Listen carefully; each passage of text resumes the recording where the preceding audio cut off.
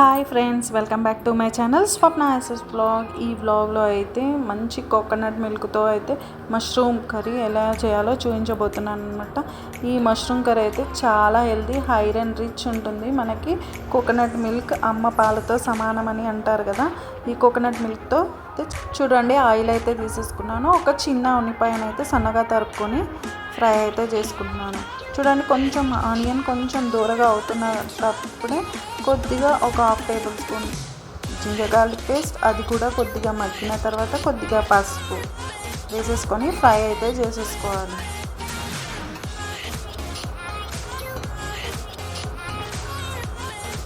ఇప్పుడు నేను ఒక 2 టమాటా ముక్కలను అయితే సన్నగా తరిగి పెట్టుకున్నాను. చిన్న సైజువి, పెద్దదైతే ఒకటి సరిపోతుంది.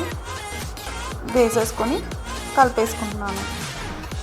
నేనైతే కొన్ని వెజిటేబుల్స్ తీసుకుంటున్నాను. బీనీస్, కొంచెం కాలీఫ్లవర్, బఠానీ, క్యారెట్ అలా తీసుకున్నాను. ఎందుకంటే ఇది పిల్లలకు బాక్స్లో కాబట్టి చాలా మంచిగా ఉంటుంది. కొంచెం లైట్గా వేసుకుంటున్నాను అనమాట. ఎక్కువ అయితే మష్రూమే ఉంది అనమాట.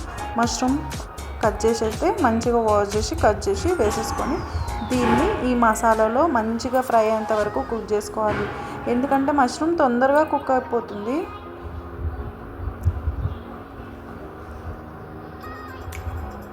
ఇలా మంచిగా కలుపుకున్న తర్వాత కొద్దిగా ఒక హాఫ్ టేబుల్ స్పూన్ అంటే మీ టేస్ట్కి తగ్గట్టు కారం అయితే వేసుకోండి, ఉప్పు కూడా వేసుకోండి. నేను దీంట్లో కూర కారం వాడుతున్నాను అనమాట. కొంచెం వెల్లుల్లి అయితే ఈ కారంలో ఉంటుంది కాబట్టి కొద్దిగానే కారం వేసుకున్నాను. ఇంకా మనం ఏ మసాలా వేయకపోయినా నడుస్తుంది. ఇప్పుడు నేను కొద్దిగా ఫ్రై అయ్యేంత వరకు అంటే మష్రూమ్ ఇవంతా ఆయిల్లో మంచిగా మగ్గాలి. ఇలా మగ్గిన టైం తర్వాత నేను కొంచెం ధనియాల పొడి అయితే వేసుకుంటున్నాను అనమాట. ఇప్పుడు కొంచెం మష్రూమ్ మగ్గింది కదా, ఇప్పుడు కోకోనట్ మిల్క్ అయితే ఇంట్లోనే తీసి పెట్టుకున్నానండి. మొన్న బోనాల పండుగ అయింది కదా, ఆ కోకోనట్ మిల్క్ని ఫ్రిడ్జ్లో పెట్టుకున్నాను. చూడండి, కోకోనట్ మిల్క్ అయితే వేసేసుకుంటున్నాను. కోకోనట్ మిల్క్తో మష్రూమ్ కర్రీ చాలా అంటే చాలా బాగుంటుంది, టేస్టీగా కూడా ఉంటుంది.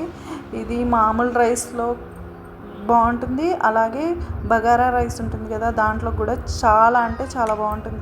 కొద్దిగా వాటర్ కూడా వేసుకున్నాను అనమాట. నేను ఎక్కువ గ్రేవీ చేయాలనుకోవట్లేదు, కొద్దిగానే గ్రేవీ కోసం అయితే చేస్తున్నాను. ఇది చపాతీలోకి, నాన్లోకి చాలా బాగుంటుంది. చూడండి, మష్రూమ్ అయితే ఎలా కుక్ అయిపోయిందో. తొందరగా ఉడికిపోతుంది కాబట్టి కొద్దిగా నేను కొత్తిమీర అయితే చల్లేసుకుంటున్నాను. ఆయిల్ కూడా వదిలేయడం స్టార్ట్ అయింది కదా, ఇప్పుడైతే నేను స్టవ్ అయితే ఆఫ్ చేసేసుకుంటున్నాను. చూడండి, మష్రూమ్ కర్రీ అయితే చాలా అంటే చాలా టేస్టీగా ఉంటుంది. ఈ వీడియో నచ్చినట్లయితే like, share, subscribe my channel Swapna SS blog.